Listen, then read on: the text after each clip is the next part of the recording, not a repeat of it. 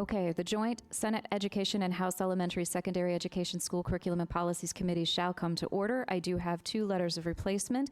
The first, replacing permanent member Representative Mason with temporary member Representative. Second, replacing permanent member Representative Stewart with temporary member Representative Carroll. Clerk, if you could call the roll. Mussman? Here. Crespo? Present. Bourne? Bennett? Conroy? Costa Howard? Edley Allen? Gone Gershwitz? Present. Harper? LaPointe? Mason, Shear? All right. McCombie? Meyer? Miller? Reich? Severin? Stava Murray? Carroll? Swanson?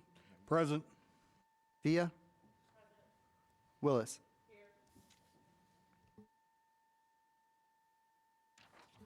Bennett? There. Here? All right.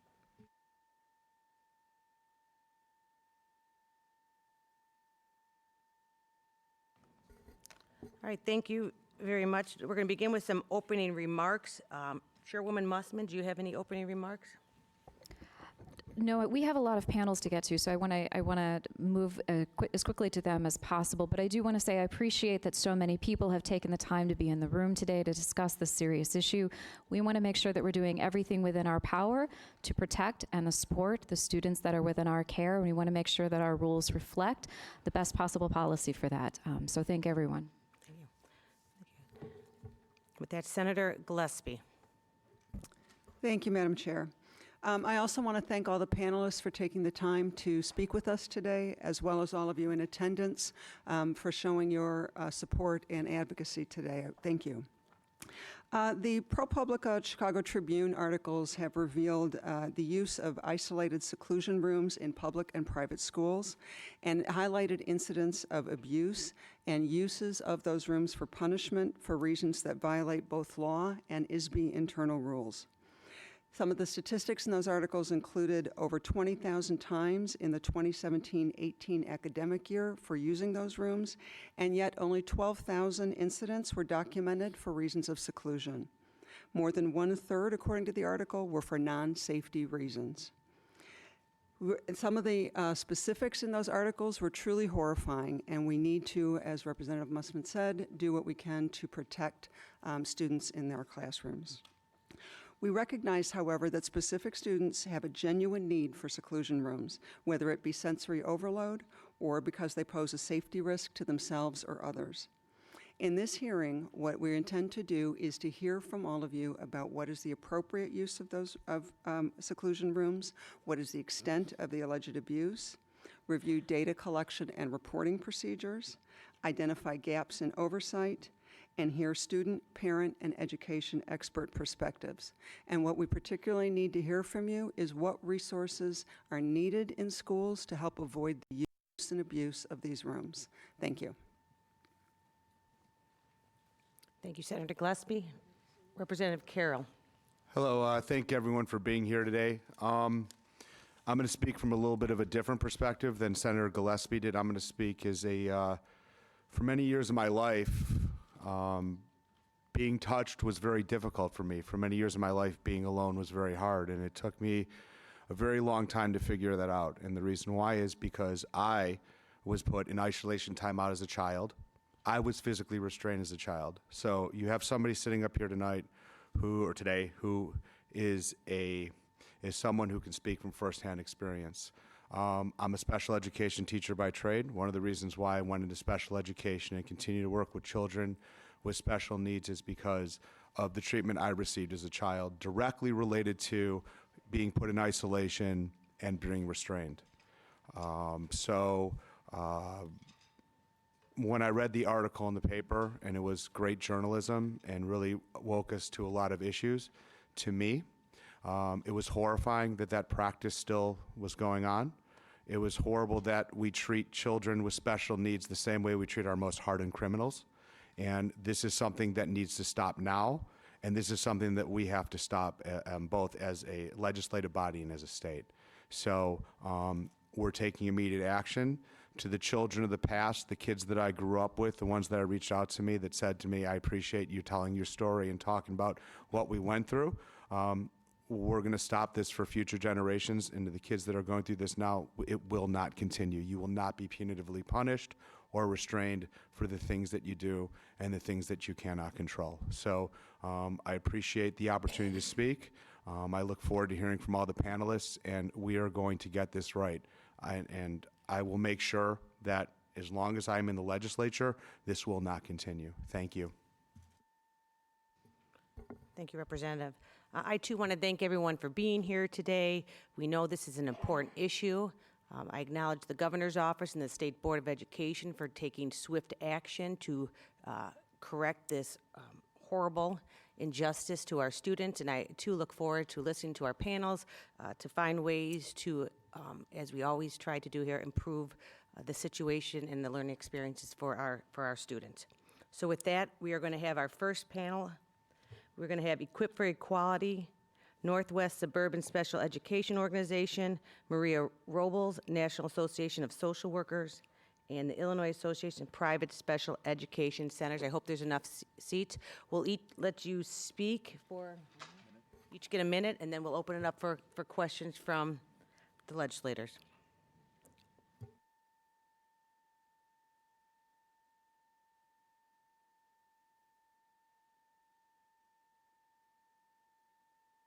Let's begin with Equip for Equality. Please state your name for the record. Zena Nadich, I'm the president and CEO of Equip for Equality. Deborah Kennedy, I'm one of the vice presidents, and I head up the Abuse Investigation Unit. Welcome.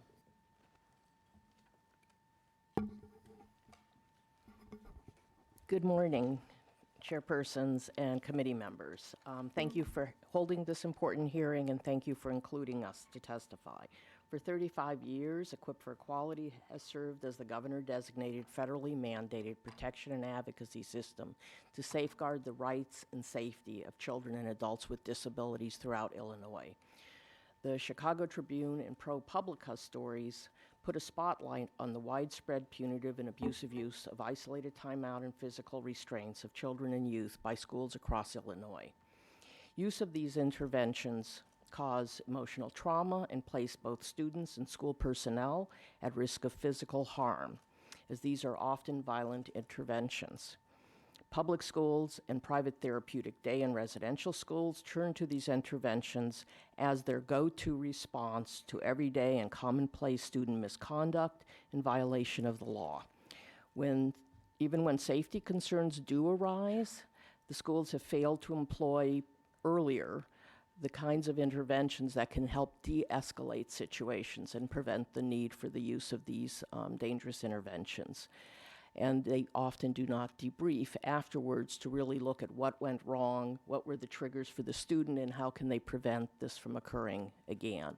In the absence of those two things, you will tend to see very high usage, which is the case here in Illinois. Illinois must strengthen student protections, empower parents, and expand student accountability. Otherwise, state oversight will be impossible, and students will continue to be at risk, and both the public and parents will remain in the dark. The heart-wrenching series not only permitted readers to witness the trauma experienced by students, but demonstrates that allowing schools to self-police themselves on these issues has led to the crisis we face today. Equip for Equality urges the legislature to codify key elements of the ISBE emergency rules and the proposed permanent rules into statutes so that over time, when the spotlight disappears, we don't have the school, the educators, and ISB in the future weakening those protections. This should be a very public process, and this is a decision, I think, that belongs with the legislature.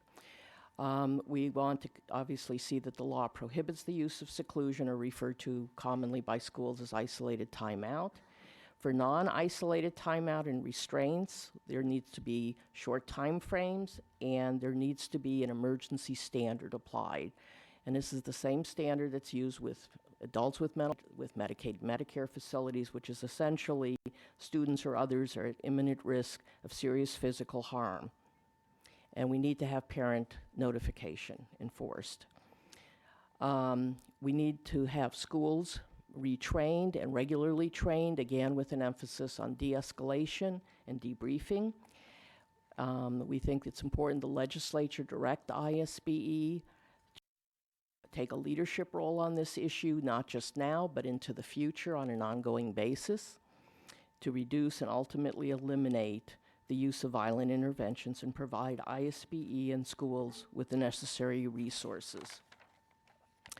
We think there needs to be a statewide resource for parents to turn to who know that these situations are being used, these interventions are being used on their students so that they know what steps they can take, including either directly filing a complaint with ISBE, or or to file an anonymous report for the parents. Because one of the things we've seen over the years, our parents are terrified of raising these issues with the school or filing complaints because they basically are threatened that their student will be withdrawn from the school, and then what?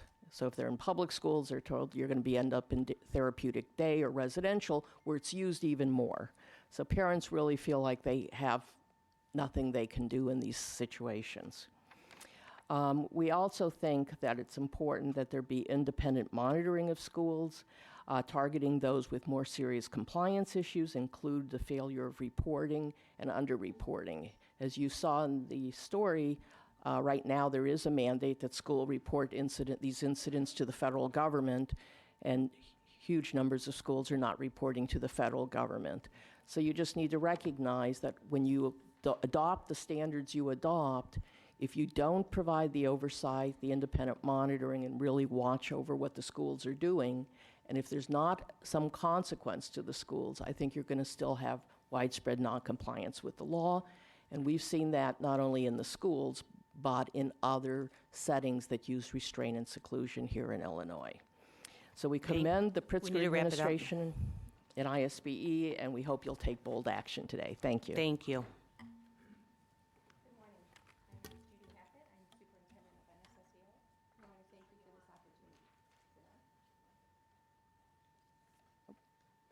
Shall I start again? My name is Judy Hackett. I'm the superintendent of NSSEO. I want to thank you for the opportunity to participate in this panel and on this very important subject.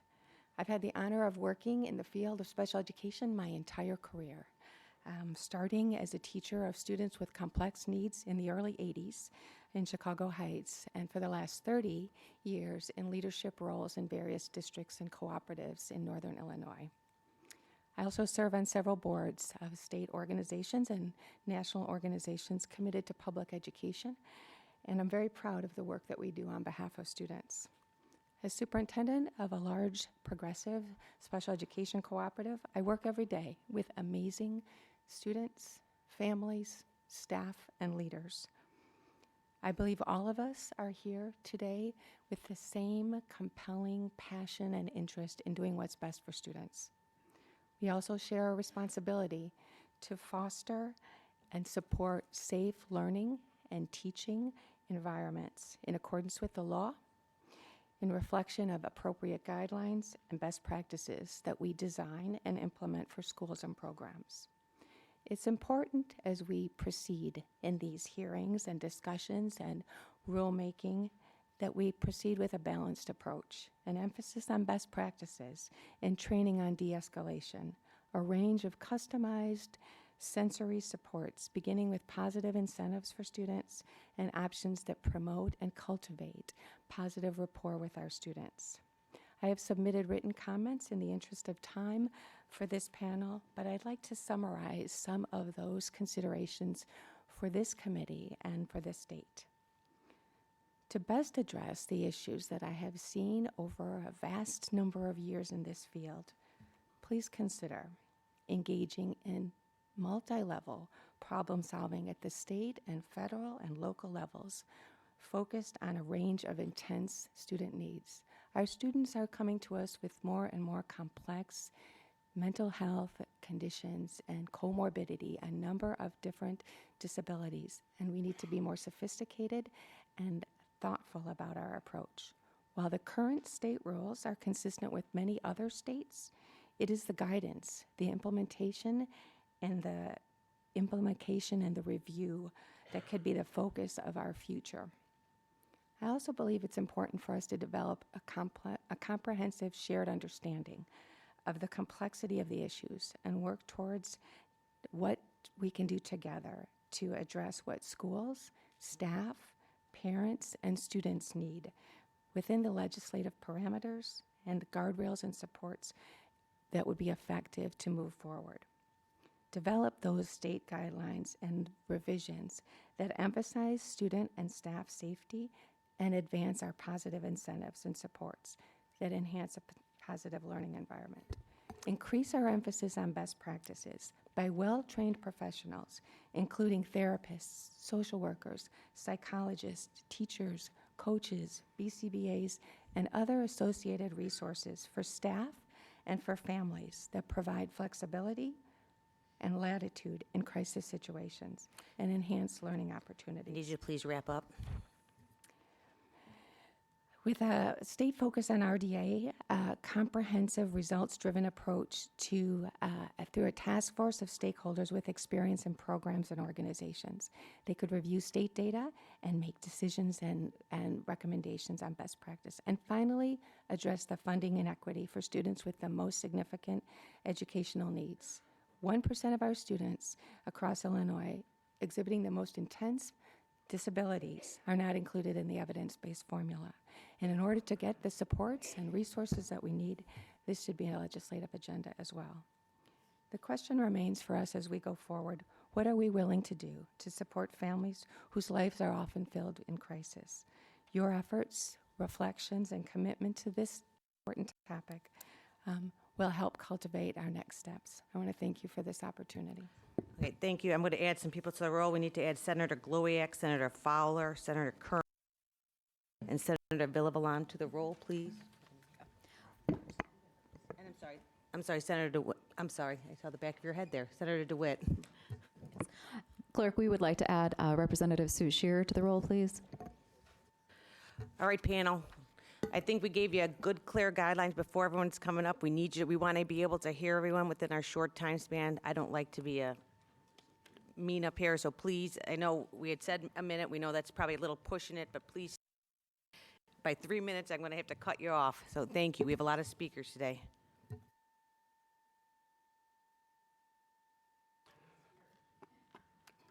Good morning, and I'll do my best to stay close to the minute time. I'm Tom Tebby. I'm the Executive Director for the Illinois Association of School Social Workers, and I'm here with our President, Maria Robles-Sinkley. ISSW is an organization that represents 1,300 of the approximately 3,600 social workers across the state of Illinois.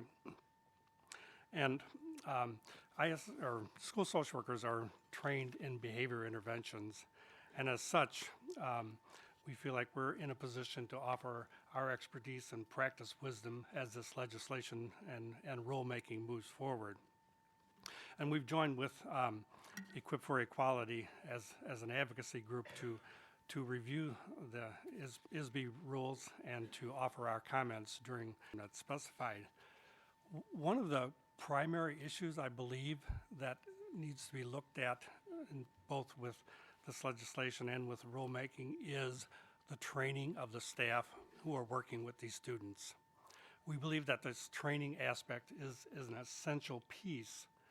If the people who are working directly with these students don't have adequate training to work with de-escalation, to try and create a calm atmosphere, and to try and provide an environment in which students can have other avenues to deal with their behavior issues, I think that then the staff relies on these types of interventions that we don't see as appropriate or are helpful to students and their particular growth. So I think the training of staff is really essential, and to have adequate staff in the buildings if you have a social worker who comes into a building once a week or maybe once every other day, we need somebody who's present each day in these buildings where these programs are located to be able to provide support to students and to staff. I'm not sure what happened there during that time. The other issue that I think is important is accountability. How are these programs going to be held responsible for their actions as they work with students? There right now isn't a clear method for reporting this information, and then how the data is collected.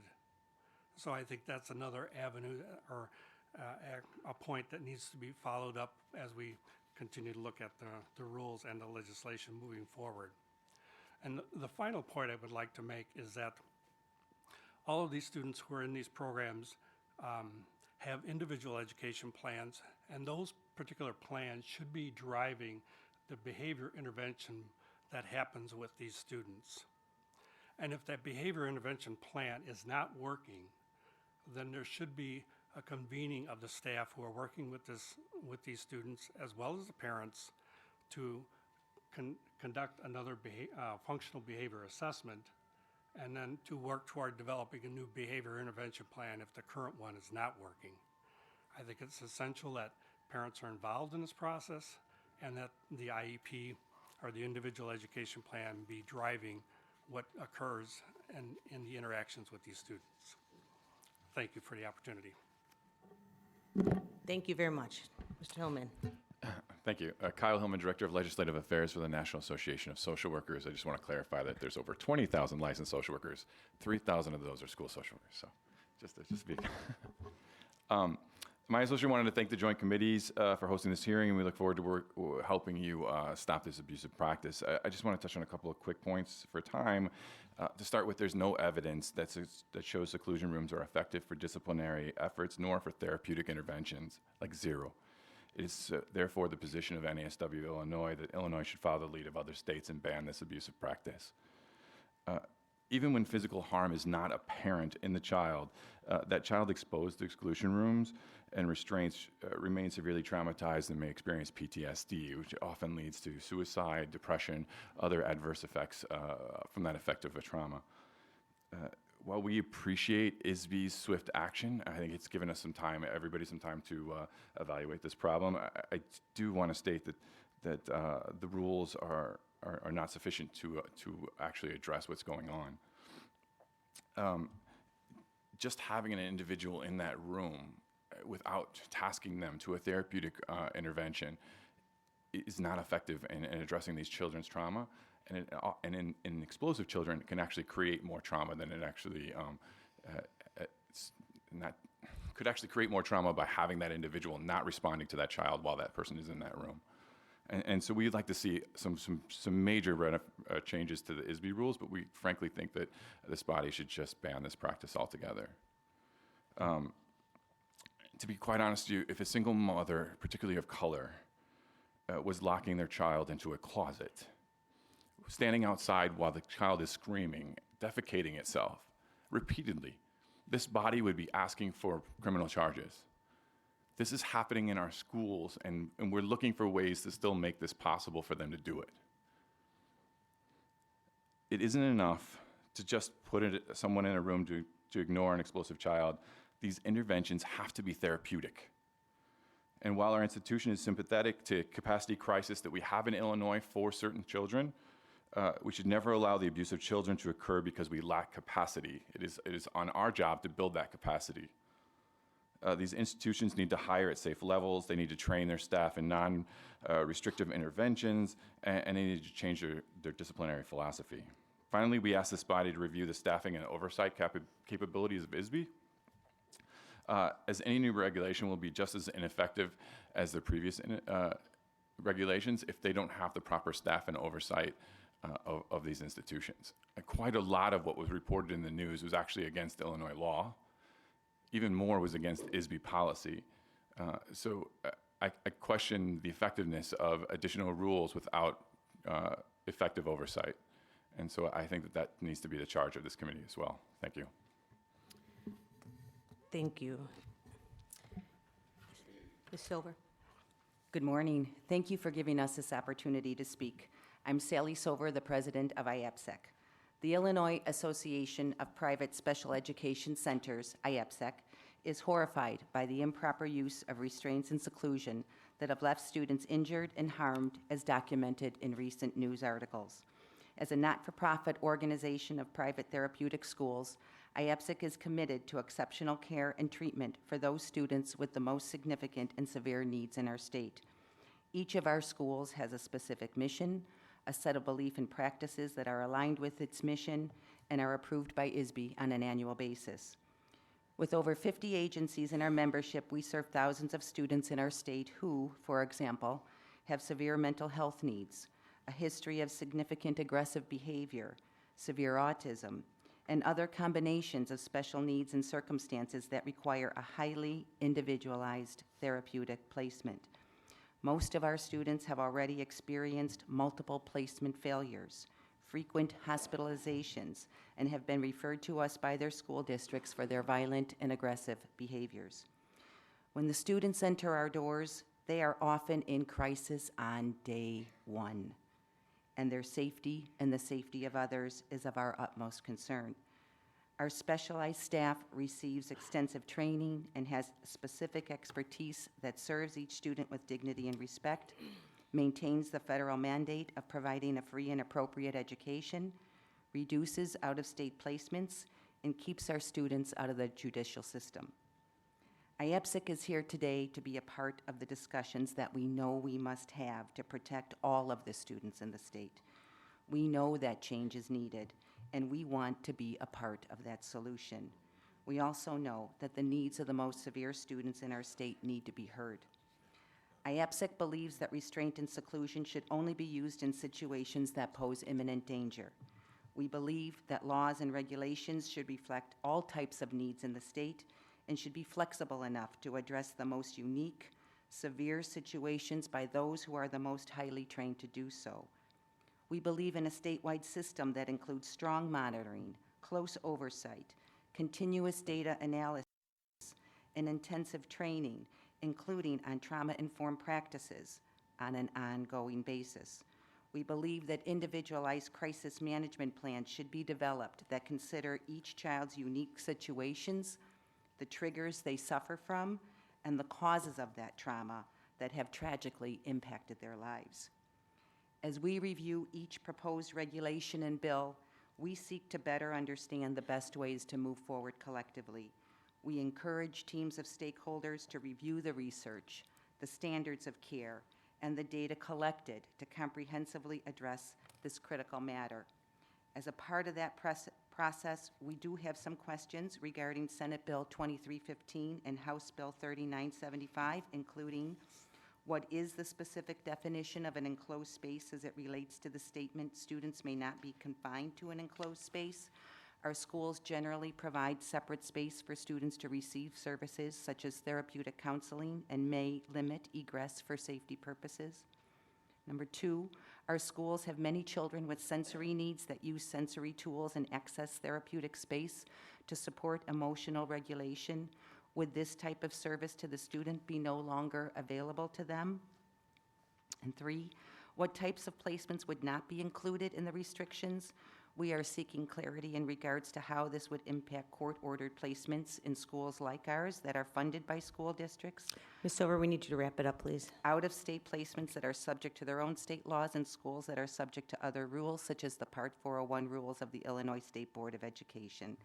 Today, we have filed a witness slip of no position on the merits in the hope that we will be a part of a working stakeholder group to address the safety of students in the state of Illinois. We look forward to working together with you. Thank you. All right, thank you, panels. We'll now open up to questions. Senator Gillespie. Thank you, Madam Chairman. First, I want to talk about the issue of training. 3 quick questions for the panel. For those that are proposing increased training, I'm assuming we're not talking about training everybody in a school, but training those who would be involved in interventions with students or in direct contact with students. You wouldn't be training admins or things like that, but I just wanted to clarify who needs the training and what kind of training. One of the things that really is important, especially in specialized programs, again, I represent cooperatives, that every staff member is trained on NVCI, nonviolent crisis intervention, or those kinds of trainings that's imperative for the kind of work that we do and the students that we serve. To a number of points from other panelists, the training also on behavior support plans, functional behavior analysis, best practices, and the kinds of things that are inherent in the work that we do every day with students. That means administrators, that means all of our parapros, our support staff, and for parents to have that training as well, so that they know in those situations in crisis when they're at home with their children. That too has been something that we have found particularly impactful, and we can work closely in terms of partnerships with families in that. So everybody trained on de-escalation techniques? Right, on NVCI. But not on, and who would be trained on the appropriate use of rooms? All of that would be a part of the training for everyone. So in our- anybody would in be our- able to- In our programs, yes, Ann. Anybody would be able to put somebody in a room then? Right. Well, they would know the process for that. Mhm. Okay. Any other questions? Yeah, I Oh, I'm do, sorry. but I think he has another answer. Yes, Okay. in addition to, Dr. Hackett? what doctors already said, I think that having staff who are trained mental health professionals in the building is also very critical to help work with not only a consultation with staff, but also working directly with these students. And to have as I said earlier, to have that person present in the building to be able to provide those services when they're needed. Okay. A quick question for you.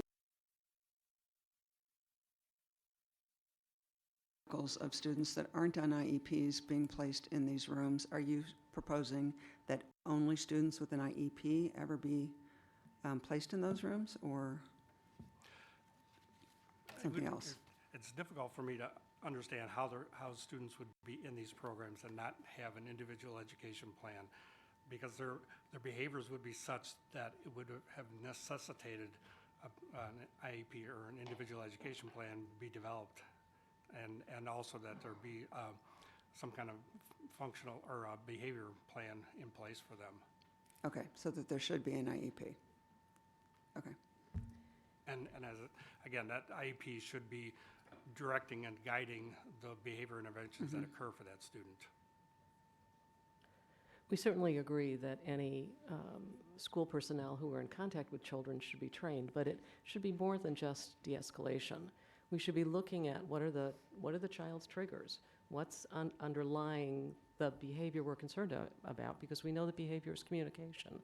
And in addition, what are the traumas the child has suffered, and how do we bring about very trauma-informed care so that staff understand what that means and how to engage with a child in that fashion. Okay. So if we start earlier, before we have to de-escalate a situation, we may never get to the point where staff are needing to de-escalate. We will intervene at a more appropriate time. Okay. And one last question, Mr. Hillman. You talked about banning the rooms completely, but then you also talked about therapeutic interventions. So are you opposing the use of removing a child from an overstimulated environment or classroom for therapeutic intervention, or what specifically? So there's a significant difference between an exclusion intervention and a therapeutic intervention. So Okay. there are rooms that we fully support where kids are welcome to go to de-escalate, right? Where they can go to de-stress. There are processes by which using positive behavioral interventions, a mental health professional can work with that child to de-escalate, right? So we support those kind of removing that child from that population while they're going through crisis. Okay. That's very, very different than we're going to, for disciplinary purposes, because we don't have the proper staff or the proper training, put a child into an exclusion room to deal with a disciplinary problem. That we absolutely think needs to be completely banned. Okay. So do you have an issue with the use of a separate room, or is it the kind of room? It's the purpose. addition It's the to- in addition purpose, to how it's being and used, it's the right. design. It's the design. It's the purpose. It's the complete. There's some schools that have very effective de-escalation rooms from a perspective of it's a comfortable room. It's a place where kids can go. They can get de-stressed. Some of the high schools in Chicago, for example, that frankly has banned this process, has these really effective rooms where kids are able to go, and there's a mental health professional that they can actually work with, or they can just go and listen to some music to de-escalate. Right. So we create some of those non-dramatic, non-violent interventions and create positive behaviors. We fully support those rooms. What we're seeing in this article, though, are padded rooms that lock. What we're seeing is new regulations that still allow for us to, for disciplinary purposes, put a kid into a room and just put somebody there to ignore them. That happens to have de-escalation training, but we don't have details of what is the therapeutic aspect of what are they in there for. So those are the things that when we talk about we want this practice banned, we want the practice of exclusion rooms banned. We fully support de-escalation rooms. We fully support de-stress rooms. We fully support actually hiring to safe levels so that these schools can actually approach these explosive children from a therapeutic perspective, not the disciplinary perspective. Okay, thank you. Thank you, Chairman.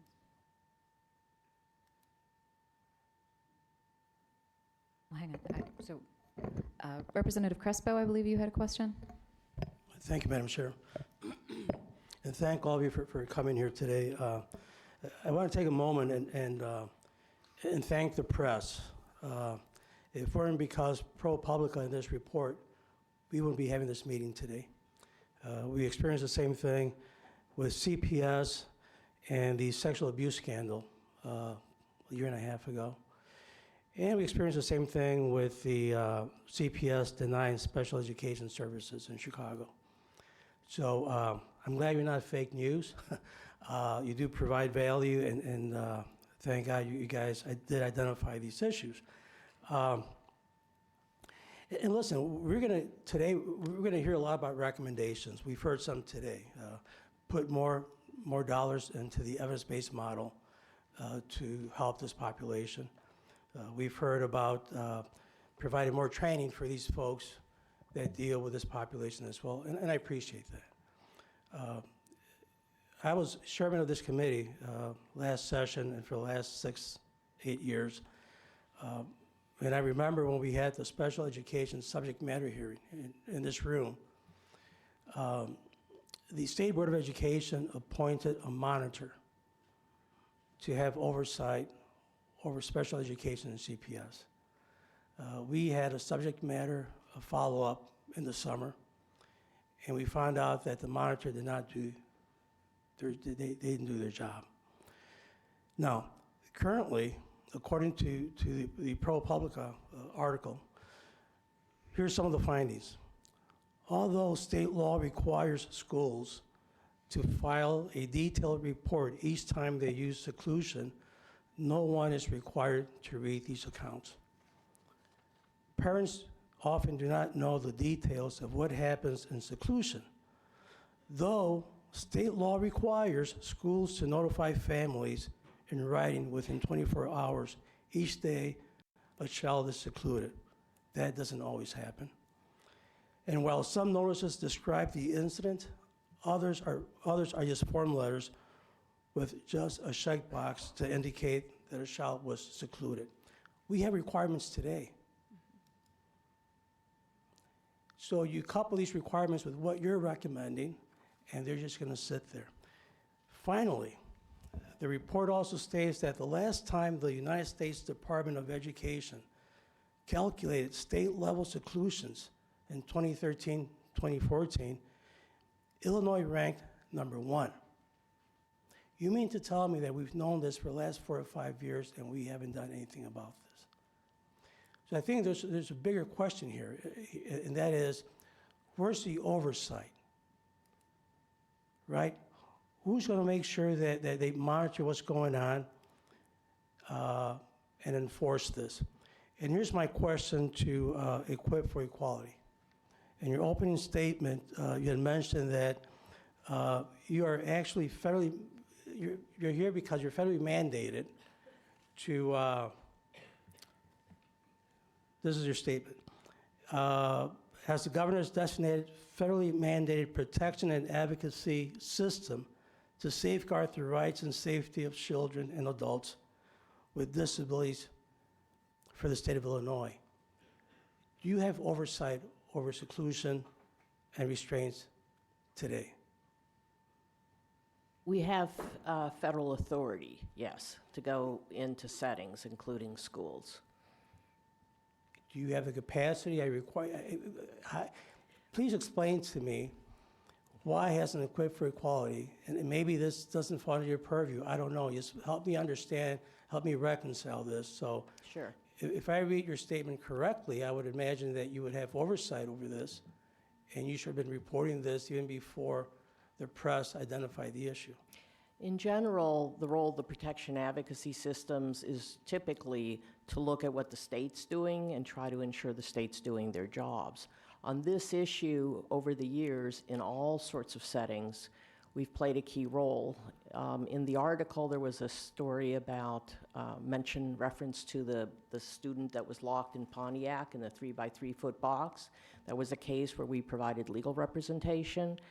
We've done reviews of private psychiatric hospitals' compliance with federal law and found widespread noncompliance. We've done reviews of the state-operated mental health and developmental centers' compliance on issues of restraint. And at the time we did the study, which was quite a few years ago, we found 100% noncompliance with the law. And then we've done work, other work on the school issue, representing parents. So we have a lot of and we've done a national death study that was actually directly funded to Equip for Equality by Congress, where we looked at deaths of children and adults, and among the findings was that prone and supine restraints were major causes of death. So it was our cases that resulted in legislation in the past and the adoption of what were the current rules until recently. Unfortunately, what happens, though, is when there's these exposés, and we worked on the 4-part series with Dave Savini years ago about isolated timeout, is there's a lot of attention, and then in the end, what's happened is last time was ISBE brought together key stakeholders, which is primarily the education associations.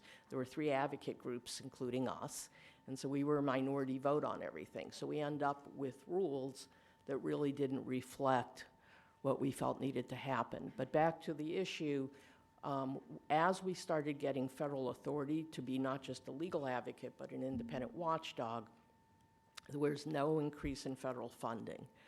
And so part of what we did at the time is we actually became, Congress had us as a national demonstration project on abuse and neglect, and that included use of restraint and seclusion. But we look at it across all settings, these issues, not just schools. So we do have a special education rights clinic, so parents can call. But again, we have 7 lawyers that work for the clinic. We have a large number of volunteer lawyers. So there's things we can do, but it's always going to be limited scale without additional resources. So We don't have the capacity to go in and do this kind of in-depth study. We've even done evaluations of the performance in the past of the Inspector General at DHS, in the quality of their abuse neglect investigation. So we did that investigation with the support of the DHS director and the Inspector General, who agreed that our findings about problems with investigations in the past were accurate, and they supported the change. So we know how to do this, but no, we don't have the kind of resources to tackle school restraint and seclusion. Do you have statutory authority to do this today? Yes. So it's just a matter of funding? Yeah. So if the funding was there, you could be the independent oversight entity to overlook at this operation through the entire state? Yeah, I think you'd want the state board, the state board's collecting all this data, they're going to be doing a lot of analysis, so we would hope to partner with the state board, but we would like to be able to have the independent component. We think it strengthens the system, and it keeps an eye on what, attention on what it needs to be kept on. Just for full disclosure, we did meet a couple of weeks ago. Yes. And I appreciate the fact that your staff took the time, and I firmly believe that, again, We're going to come up with some great recommendations. We have requirements today. They're not being enforced. That's a conversation we need to have. We failed as a state to take care of kids, not only at the schools. We've heard about DCFS. They have oversight, and they failed miserably as well. So I think your group does some great work, and hopefully we'll continue having this conversation. Thank you. Identifying the funding requirement to make sure you provide the oversight and the enforcement, make sure that these things don't happen again. The other thing the committee should be aware of, this is an issue that there were congressional hearings on. Under the Obama administration, there was a meeting at the White House with the national educators and national advocacy groups that I was invited to. And in the end, and they looked, among other things, at school deaths from restraints. And no reform was passed because of the strong opposition, particularly from the therapeutic day in residential schools. So this is an area where reform has been extraordinarily difficult because of the deference to the school entities. Thank you, Madam Chair. Thank you. So we're going to play good cop, bad cop. I'm going to be the bad cop to keep us all on time here. And I know we have 3 more questions from people, so we need to keep our answers succinct as possible again, because before I leave, I would like to hear all the panels. After this, we can stick around. If the panels will stick around, anyone can ask questions, but we have 3 more people who want questions. All right, thank you. All right, Representative Costa Howard. Thank you. So I would like to be clear about some of the definitions that we're using for these rooms, because words matter, definitions matter, and I know that that's a big concern. I heard people, I've heard isolation room, seclusion room, de-escalation room, timeout room, therapeutic room, and then I heard, well, we're okay with some of these rooms. I just want to know what definitions we're good with for which types of therapy or de-escalation, whatever we're going to term it. I just need some definition and context around it because it's very confusing. Sure. That's a great question and probably really hard to do in 3 minutes or less. It really No, I didn't is- say 3 minutes. We got to go Okay. quicker than that. Okay. Okay, I have already used up 30. It is more. I guess here, I'll make it easier for you. Define the rooms Sure. that we are vehemently opposed to. We Okay. know using any Sure. type of isolation room for a disciplinary Right. process, we are vehemently opposed. Got Correct, that. So correct. what other room are we opposed to with the definition of why?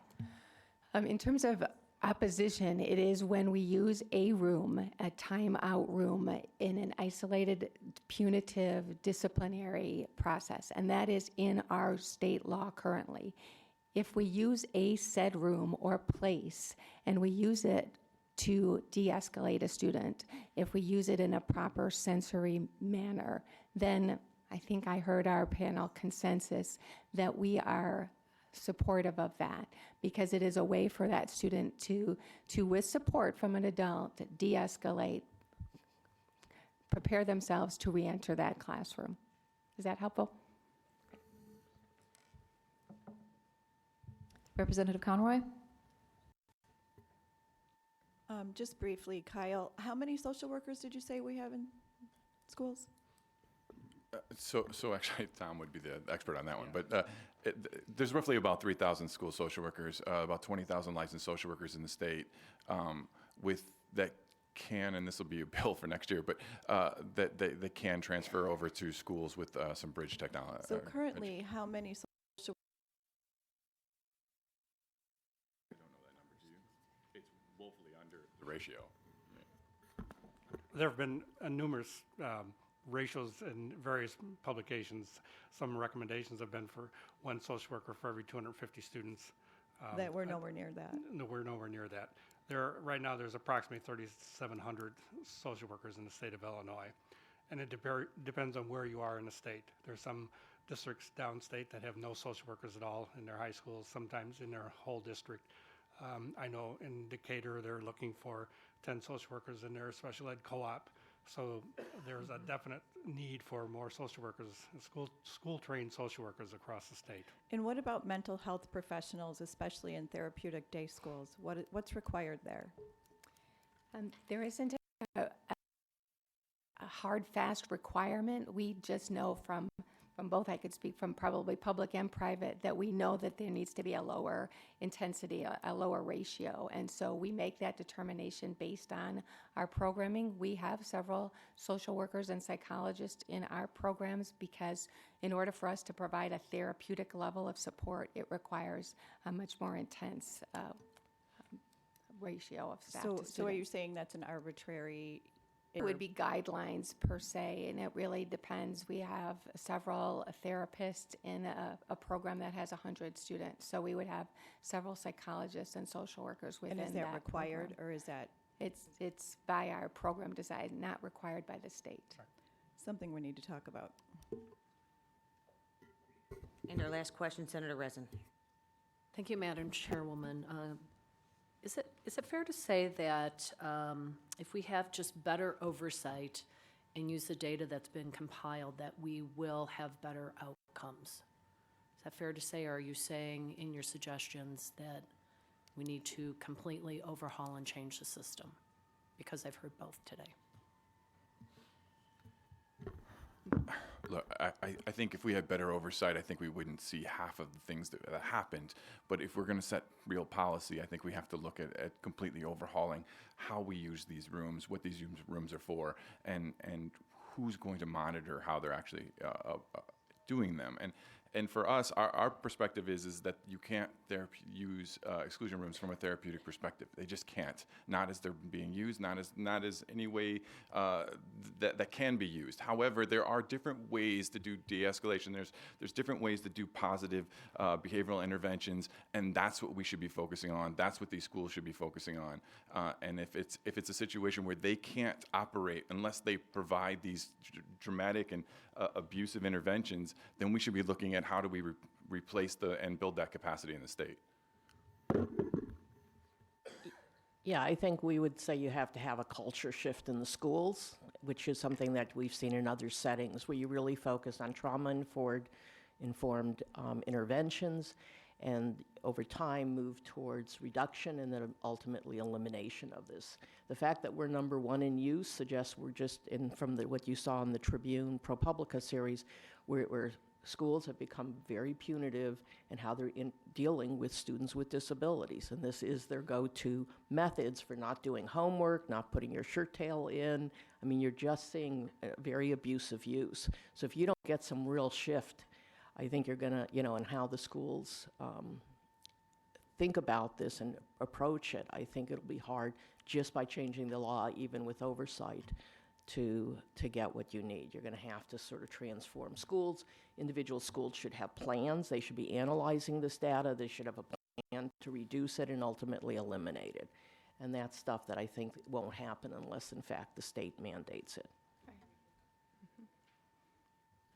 All right, thank you. And if you can, please stick around. I do know we have some other people who wanted questions, but I am being pretty much a stickler here. Please add Leader Lightford to the roll. Next, we're going to have IEA, IFT, School Management, and Ed Red come up and testify. Again, please state your name and organization for the record. We have all professionals here. You guys are used to this stuff, so I know you'll be quick. And then we can have more time for questions. We'll start with you, Alice. Good morning, or is it afternoon now? Afternoon officially. Good afternoon, and thank you for including the Illinois Statewide School Management Alliance as a participant in this hearing. The Statewide School Management Alliance includes the Illinois Principals Association, Illinois Association of School Boards, Illinois Association of School Administrators, and Illinois Association of School Business Officials. My name is Allison Maley, and I serve as Government and Public Relations Director for the Illinois Principals Association. And with me today I have Miriam Brotine, who is Assistant General Counsel for the Illinois Association of School Boards. I will be brief as possible. To begin, we want to make clear that our organizations condemn the unlawful seclusion or restraint of students. State law prohibits certain types of rooms or enclosures for timeout purposes, and previous administrative rules also stated that isolated timeout may be used only to the extent that are necessary to preserve the safety of students and others. Isolated timeout or physical restraint has been and continues to be prohibited for administering discipline to individual students as a form of punishment.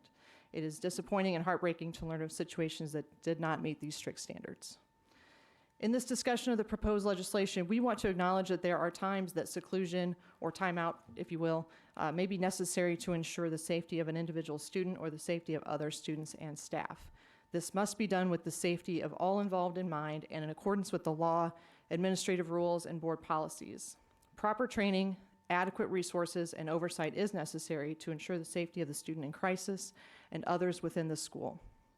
If the intent of the legislation is to prohibit isolating a student without any supervision from an adult, we would likely support this change. Many of the examples we've read about are highly problematic and likely led to unnecessary trauma. However, if the intent is to prohibit seclusion in any form, including timeout, the legislation removes a useful de-escalation tool for students in crisis, as well as educators seeking to ensure the safety of themselves and others. If there are no means for a student to de-escalate away from other students or staff, we are concerned about the consequences of violent behaviors occurring in classrooms and threatening others. There are many examples of schools and districts, likely from many of your districts as well, that have sensory rooms or areas separate from other students that could be prohibited by this legislation. And we are too seeking clarity on definitions of what that means. School leaders we have heard from often cite the use of sensory or calming rooms to aid in de-escalation. Often these are quiet or private spaces under adult supervision for children to calm themselves, or active spaces to release energy safely, such as swinging, climbing, running, carrying, using weighted items, etc. So finally, while emergency rules are in place, permanent rules are proposed, and proposed legislation are all on the table, there is confusion in the field for definitions, what is allowed, what isn't allowed, is our sensory room still allowed? Are causing some confusion in the field. And we stand ready to help address the unlawful examples we all learned about, and we hope to provide a workable solution for students, families, and educators that protects the safety of. Thank you. IFT or IM?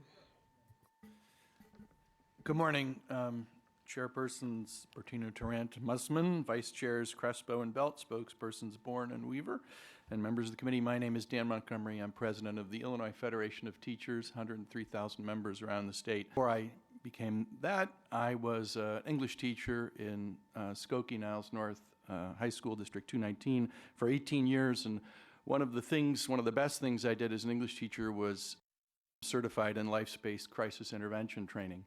And I would note that certification was 42 hours of training.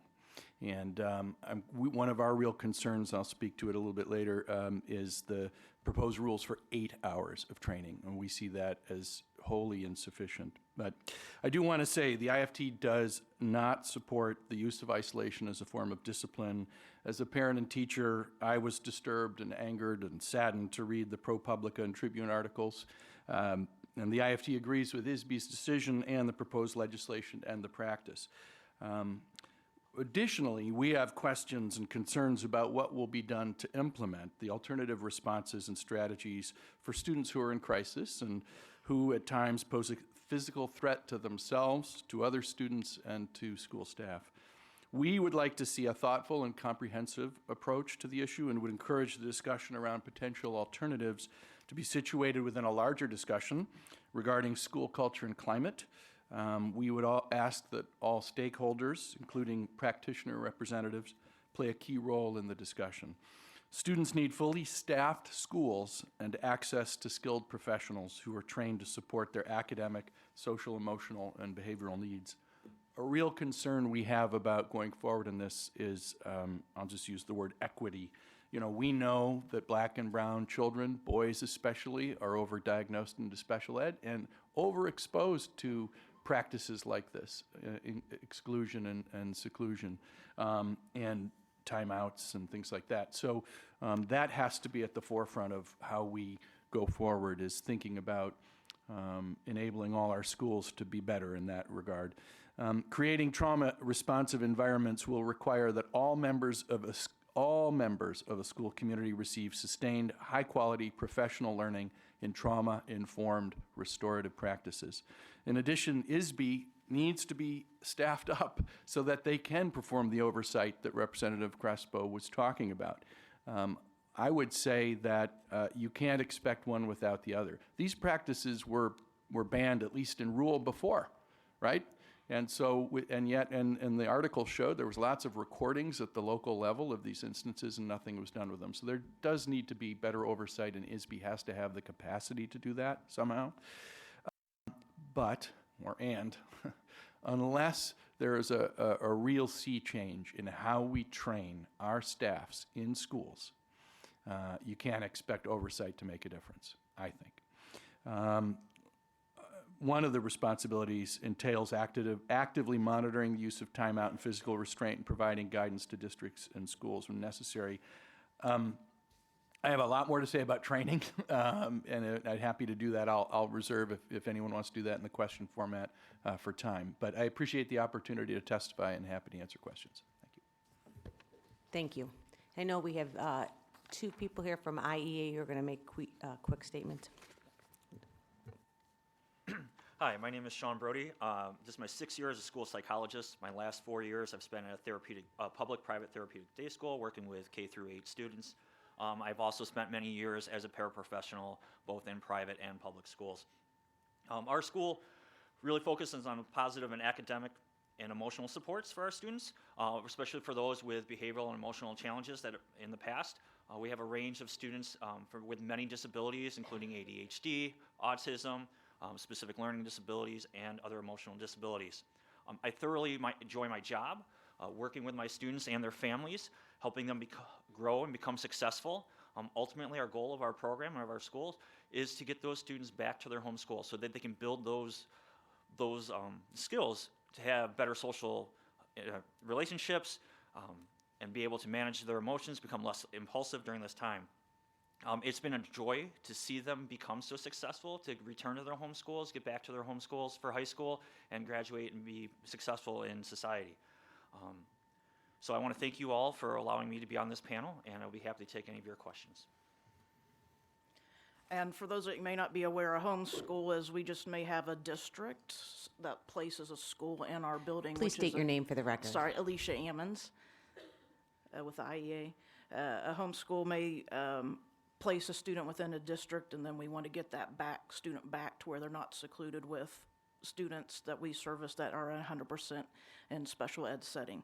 So my name is Alicia Ammons. I'm an 8th year teacher in a special ed co-op. The building that I am services students that have 100% disabilities with an IEP, most of them with a emotional disability. I love the students. I love what I do. I even became a guardian for one of my students whose mother deceased, and he's lived with me for 5 years. Empowering students to make right decisions for life, giving them hope and love is what our program is about. I love hearing firsthand at the end of the year, we have a meeting where we acknowledge all the kids, the parents come together, they get to leave early, and hearing the difference we make in families. A family says, man, before my student came to your program, they were not the student they are now. I'm not sure what you did, but thank you. So we're committed to making a difference in students, and we want what we do not to impair that process, but to make it better. So thank you. Thank you very much. Last but not least, my good friend, Ms. Hartwick. Thank you. Yes, Sarah Hartwig with EdRed, a suburban school district advocacy organization. I want to thank you all for the hearing today and the opportunity to speak as a first step of what I see as being a very collaborative process to address the disappointing is not the right word to use, but the reporting that was done of what was happening in schools, and EdRed looks forward to working with everyone to address that problem in a way that looks at the issue holistically. I think a lot what was mentioned with my fellow panelists is spot on, the need for training, the need for staffing, the need for funding, and how special education funding works within the formula, and then how it works outside of the evidence-based funding formula when it comes to students with access costs and the things that districts are doing There have been recent efforts by the General Assembly to look at the special education funding piece. I mean, that was done over about 10 years ago, and a lot of the research has changed and the methods have changed, and the environment has changed, even with the cultural piece that was mentioned also with a fellow panelist. So I thank you, and I'm happy to answer any questions, and again, just really look forward to working to find solutions. Thank you, everyone. We have about 20 minutes for questions. We're going to start with Representative Carroll. Thank you very much. I have a question for the School Management Alliance. So do we have examples of any school districts that actually did a good job of tracking information, keeping track of data, all those things? Because what I'm hearing a lot of is a lot of, God, we're so outraged by this. This is such a horrible thing, this, that, and the other. But I mean, it happened under the roofs of your buildings and a lot of the schools that you represent. Do we have a good tracking of data from any school districts? I don't know that we have data on hand, but I can tell you that as tragic as the Tribune and ProPublica articles were, the practices that were revealed are not reflective of the entirety of the state. The laws that have been on the books are adhered to by many school districts. I think it's important that we not paint a broad brush and say that all school districts are behaving in this manner. I don't think I said that to you. So Okay. let me be clear. That's not what I said. You're Okay. putting words in my mouth. What I asked you is, do you have any examples of school districts that did a good job of tracking this process? I do not have any on hand, but I'm happy to get that for you. I know that we have a very robust Illinois Council of School Attorneys that works with many co-ops and school districts that did have data and submitted it to the State Board of Education in response to Dr. Ayala's request for data, and that there were many that did not have any worries that their data would reflect bad practices. Because I don't really think it's productive for us to start circling the wagons and trying to protect our members. What we're trying to do is move forward and get the best legislation forward. So I hear what you're saying. I understand why you're on the defensive. That's fine, but that's not what we're trying to do here. So I'm just trying to get information so Senator Gillespie, myself, people on this panel can put forth the best legislation to make sure that we are protected. So I want to be clear on that. Thank you very much. All right, just for the record, Mrs. Broteen, could you just state your name and everything into the record so that the transcribers have your voice? Sure. This is Mariam Broteen. I'm Assistant General Counsel at the Illinois Association of School Boards. Thank you. Next question is with Senator Rezin. Thank you. Sarah, can you, you talked briefly at the end about the students with excess costs, and I know that this is a topic that we have been struggling with regarding education funding. Can you go over how that portion is currently funded, and if you feel it's appropriate? I know we've talked about pulling it outside of the education funding formula and just having a pool of state dollars for students who fall within this area. Could you talk a little bit about that, please?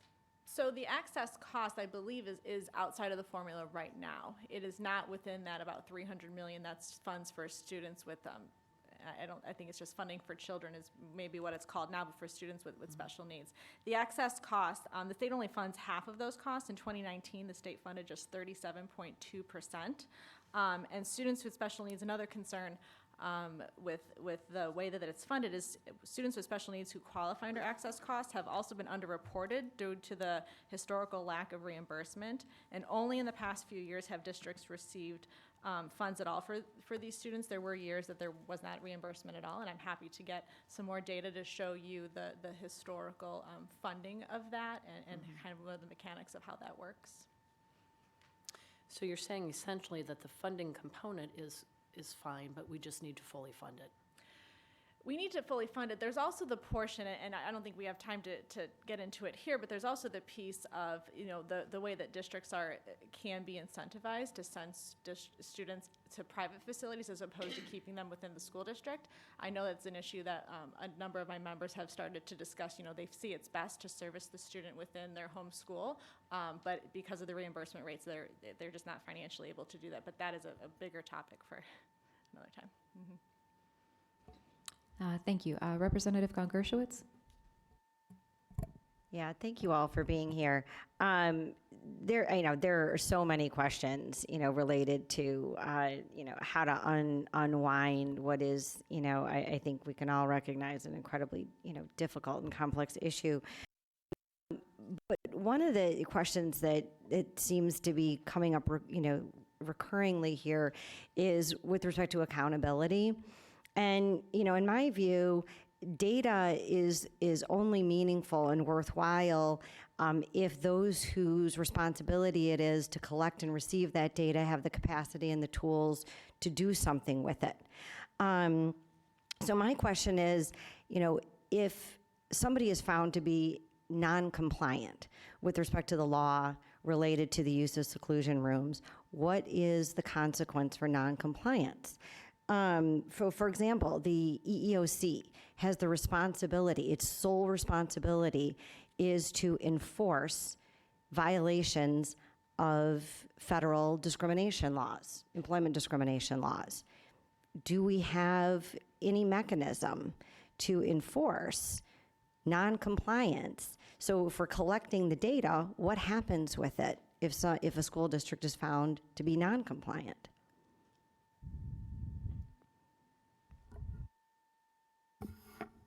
I'd say that's a great question, and we'd all like to know the answer to that, because there is no mechanism right now for that. In fact, there has been confusion among schools over what is going to happen with the data that was requested by ISB. So we're collecting data, and what I'm hearing is nothing's happening with it. It's just data. Actually, I believe it's possible that a future panel may be able to answer that question better. So let's give them an opportunity to ask again. Okay, I'll hold that question, but I'd like an answer. Yeah, they're the collectors. All right, Representative Conroy? So my question is more from a student's parent perspective. IEPs are legal documents, correct? So my concern is, are we fully educating our parents to understand that they have legal rights that are put in writing through their IEP? Because I don't think we're doing a good enough job of that. And that is a recourse for our parents. So when something is done that violates that IEP, they have the legal recourse to do something about it. I feel that we are doing a woefully poor job of educating our parents as to what that document actually means and having the tools to advocate for that student. I believe that that is a way to hold these types of things accountable, and I think we need to do a better job of educating our parents and enabling them to be advocates for their students.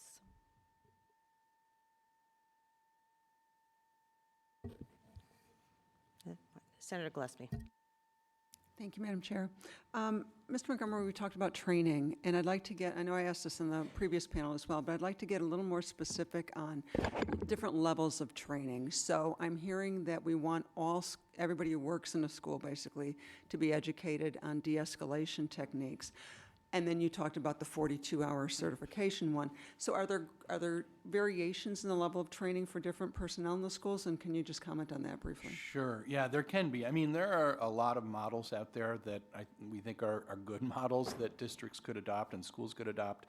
But in general, training has been, in our experience in talking to our practitioners, insufficient. And if you just look at the proposed rule, says 8 hours. I can tell you, 8 hours will be a one-day in service, and it might not even be specifically on this sort of thing.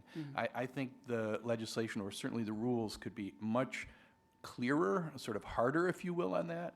Our practitioners will tell you that you need systemic, sustained training over time. And I almost, honestly, I was thinking about the 737 crisis, and those pilots that weren't trained when something really went badly with those planes. When you are not trained fully, repeatedly, consistently, over time, when bad things happen, emotions kick in. Right. And that's when things really go haywire. So, we do in the IFT, we've done trainings for years for our members. By far, our most popular training now is trauma-informed instruction. It's 18 hours at the very first cursory level. We're adopting a second course. I can tell you, after doing 42 hours of life space crisis intervention training, which is fantastic, I still, that really helped me as a general educator de-escalate. Any educator deals with, sad to say, violence in schools. students who are coming into class with severe trauma. I mean, that's the world we're in now, right? But I still, after 42 hours, wouldn't have felt that I was equipped to routinely deal with the most vulnerable, the most challenged students in that sort of setting. So broad-based, supported by the administration. We find time is a real issue where they're great trainings, but often, we're told like, yeah, there's just not the time to do that. There's obviously cost to that and staffing issues and things, staffing fully, but I think, what happens often, look, in the United States, you probably all know this, teachers in the United States spend more time teaching in classroom than anywhere in the world, and we spend less time than anywhere in the world getting trained and doing professional development. And if the issue we're looking at now that was brought to light by these articles, thankfully, isn't a wake-up alarm about how we have to provide intense, sustained, systemic, a sort of rich training and ongoing training for our staff, I don't know what is. I hope that helps to answer your question. It does. I would love to see the models if you've got some to recommend. I particularly note the sustainability feature because a one-time training isn't going to do much. But in my experience, it's more than that. You can train, but in some of the examples we saw in the articles and in the research, it's indicating that people might have been trained, but there's a cultural issue.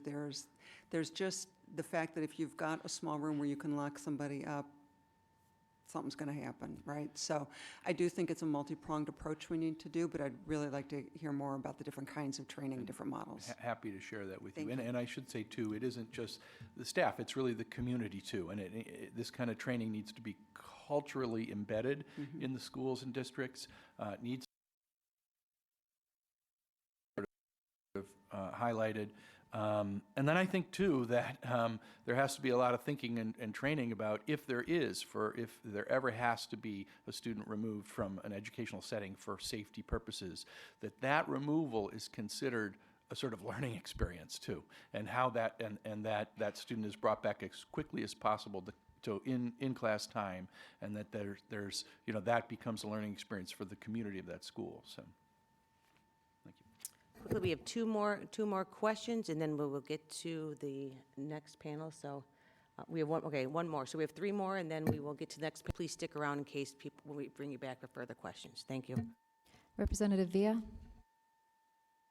Thanks. So the way that I see it, there's different groups of students that we're talking about here. Some of the students have functional behavior assessments with, over 30 hours of assessment being looked at and writing a behavior intervention plan for the student, which could possibly include some timeout room, which then if you go into the crisis plan, you have to document and write out all the steps and all of that. So that's one group of students. But I'm thinking about the 1/3 of the students who were maybe non-SPED or didn't have an FBA BIP who are being sent to these rooms. So what are the rules around documenting for that? Do we have rules for that? And as Leader Crespo alluded to, there is legislation already on the books of what's supposed to be happening when a student is placed in one of these rooms. So can you help clarify what those rules are that are already on the books? I guess that would be me. So the rules that are on the books do not specify whether they apply only to the special education population or to the general education population. Indeed, they're found in the portion of the administrative code that applies to the general education population. But in order to use isolated timeout, which I'm going to keep using that word isolated timeout. I know the replacement word suggested in the legislation is seclusion, but I want to distinguish that from a regular timeout, which might be a student-initiated coping mechanism that they're taught, hey, I feel like I'm getting emotional, I'm going to request a timeout. So in order for a school to have an isolated timeout or physical restraint as an allowable in an imminent risk situation, they need to have that in their board policy. And so then when that is the case, it's open to anybody. And while the majority of these cases probably do occur with students with special education and IEPs, it's certainly possible that they happen to students with, for example, Section 504 plans or individual health care plans, or students with undiagnosed trauma. And perhaps this incident that triggers a safety concern is the first red flag that signals to the educators, hey, maybe we need to look closer at this student.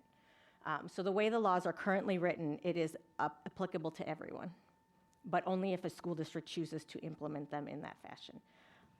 Based on what I know, and this is just anecdotally, I'd have to take a look, I believe many school districts do not include it as something in their policies for gen ed students, and it's only used in the special education settings.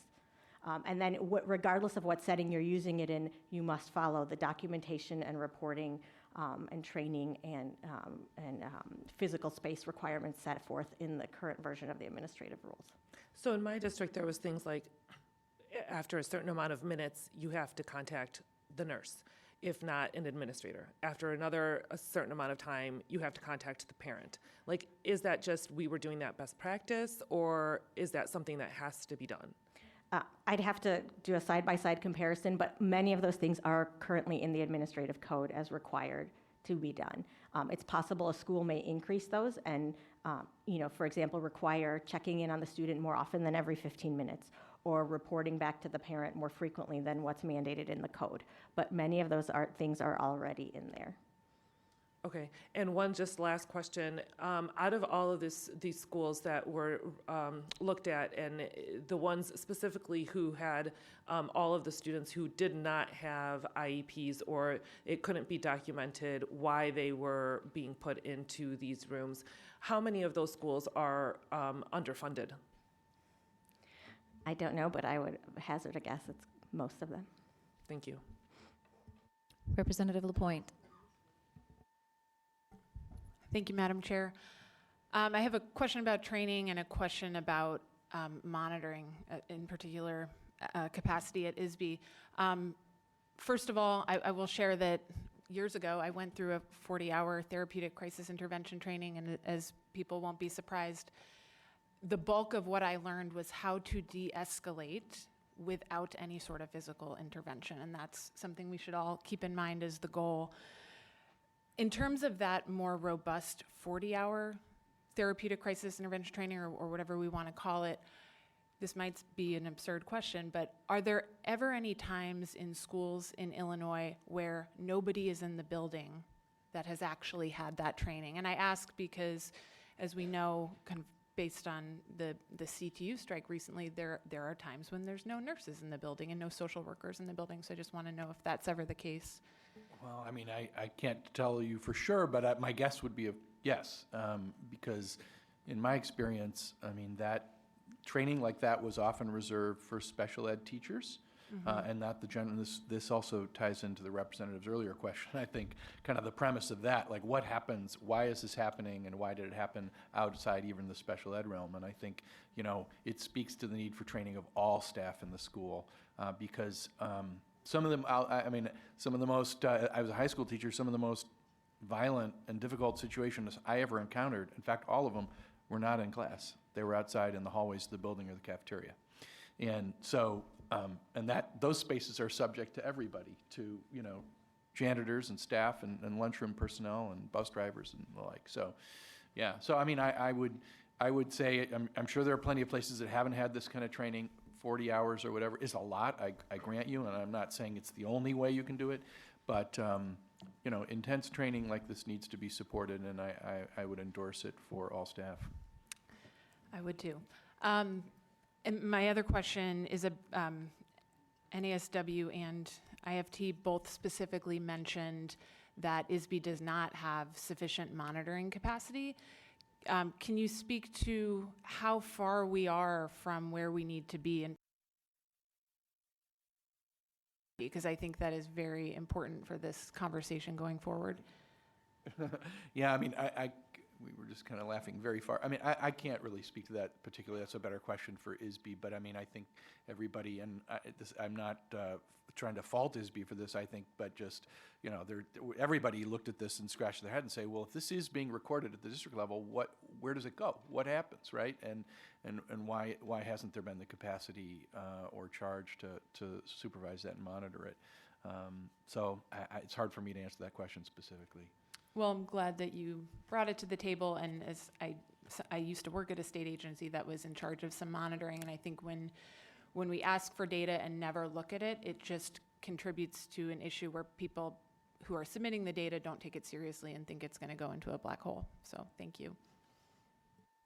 Representative Scherer. Thank you, Madam Chairwoman. What I have to say, I guess, is very similar to what's been said. First of all, my heart goes out to the students who are put in these positions and to the teachers, administrators, everyone that works in these situations. Having been a teacher myself for 35 years, I have some questions, concerns, and comments. One is redundant, I guess, from what Rep. Villa said earlier, that not all of the students that we're talking about have IEPs. So it is of grave concern that we oftentimes say that these instructions would be in their IEP, but you might have 3 or 4 students in the room that would have an issue like this, and maybe none of them would have an IEP, or maybe one of them.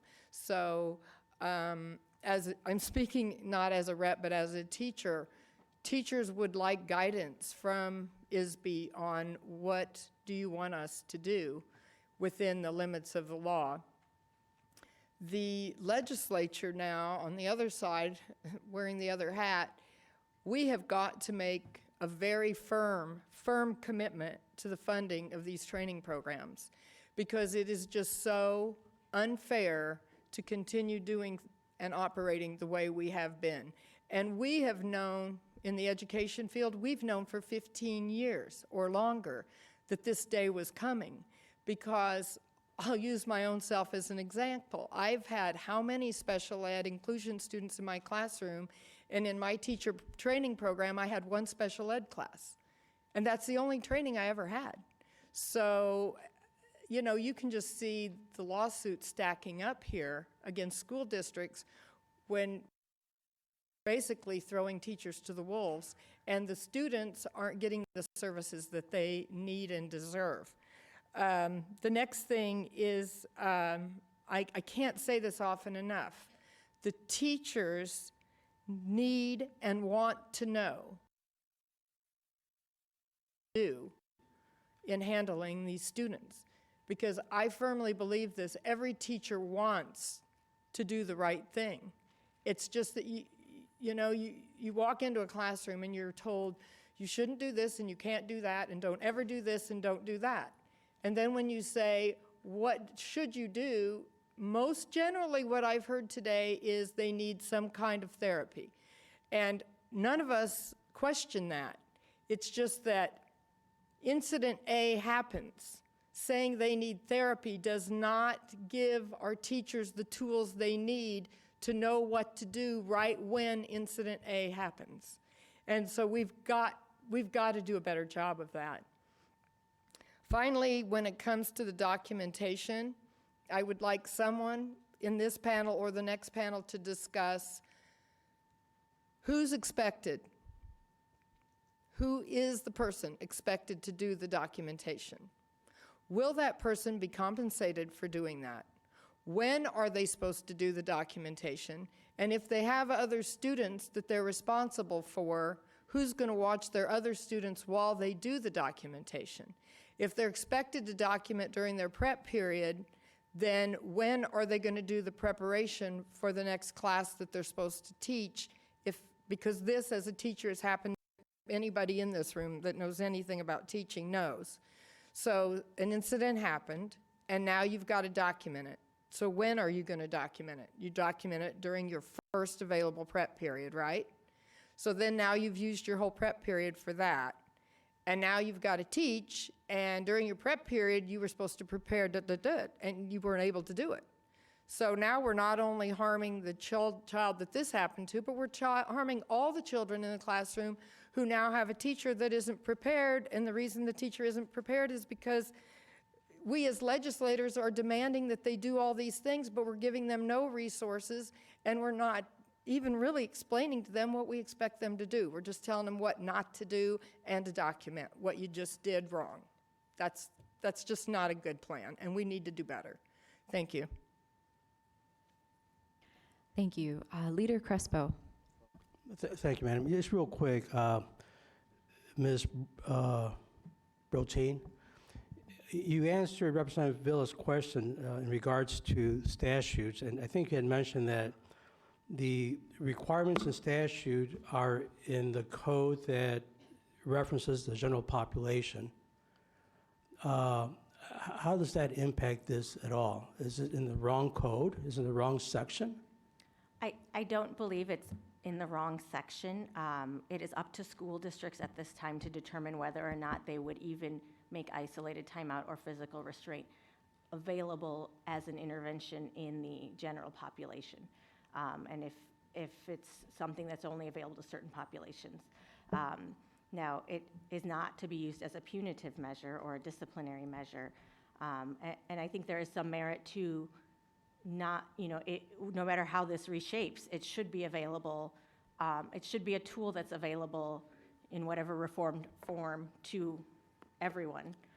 Because, as we've discussed a bit on this panel, you may have students put themselves or others in imminent risk of danger when they haven't otherwise been flagged for special education services. To you guys, the legislative body, if you want to say, no, this is a tool that will only be available to the special education population, then part to the special education part. What's your recommendation? My recommendation would be that we keep it available to more than just students with individualized education plans. So where it resides today? Correct. Because, Okay. for example, you might have a student, for example, with ADHD who only has a Section 504 plan because at this stage in their education, they have maybe presented with certain problems that can be accommodated.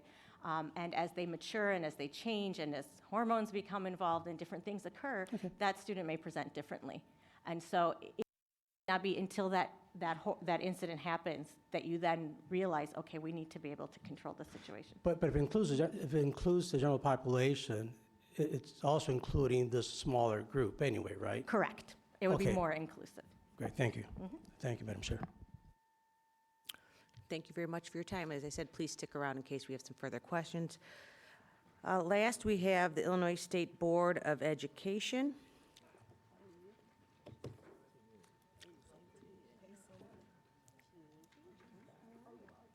I think Ms. Elliott is going to make a statement, then we'll open it up for questions to any of the panel here.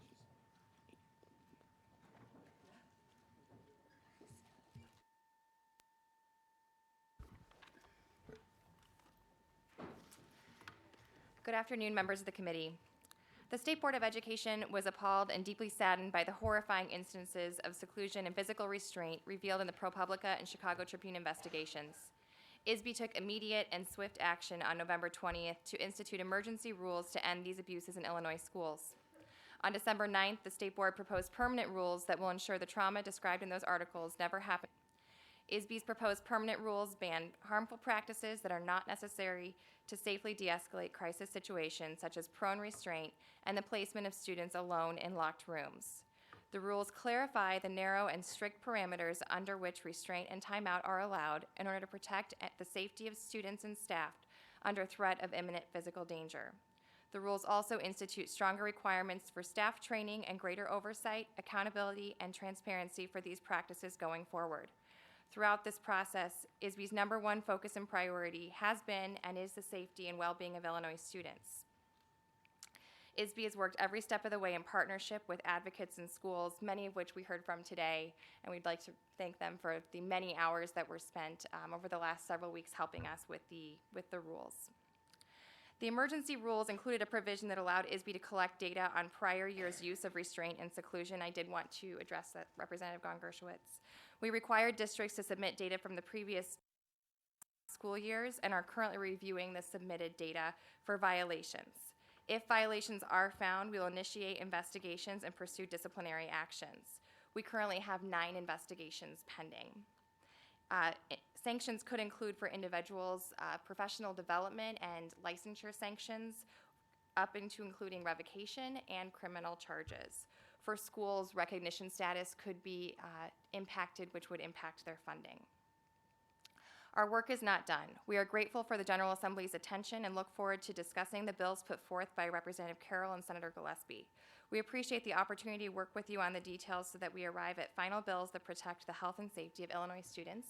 And we look forward to taking any questions. And I'm joined by our our legal officer, Tricia Olson, and our executive director of programs, which includes special education, Heather Calamise. Protocol and start off with questions myself. You know, we've heard, and I think we repeatedly heard this, and all three panels will attest to this. We hear about training, we hear about oversight, and we hear about resources. And we recognize the problems that we have. Everyone hears these situations. I can tell you, I've been up here with Leader Crespo before. You know, we hear these devastating stories, and then we come here to take action. And it's the same three things, though, that we need. We need training, we need oversight, and we need resources to help our teachers. So what do you think, and this is a tough question, how can we change this scenario? What really is needed to change this scenario? For me, again, we hear about teacher preparation programs. Do we need to start revisiting how we train our teachers who go into the classroom? Again, a lot of it is different from when I was trained, but a lot of it is still the same. And can you tell me, is ISB looking at that? Are we working with our higher ed community to look at how we are actually preparing our teachers for schools in the 21st century? So that is one of the components of the strategic plan that the State Board of Education is currently in the process of rolling out. Elevating educators is one of the 3 goals of the strategic plan, and working with educator preparation programs to ensure that our educators are appropriately prepared, working with teachers unions, school management to make sure that they are ready for situations they face in the classroom is definitely a priority of the State Board of Education. And I briefly asked, and I'm going to take it back from when I was the regional superintendent. When we had special education concerns, we were not allowed to investigate them. So when calls came in that they felt like a school district wasn't doing something appropriate, the regional superintendent, while we don't have any direct control because the school board has the direct control, we were able to call and address and say, this is not how it's supposed to go. Here's the law. Special education was always something we had hands off. And I'm assuming a lot because there's a lot of federal regulation, and ISB wanted to take control of that. Can we see that changing at all? Because again, we have these regional superintendents who know their districts, who know their communities, who have relationships, and who are better.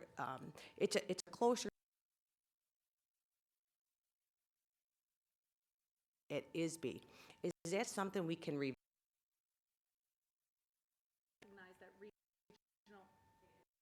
at the State Board of Education level, regional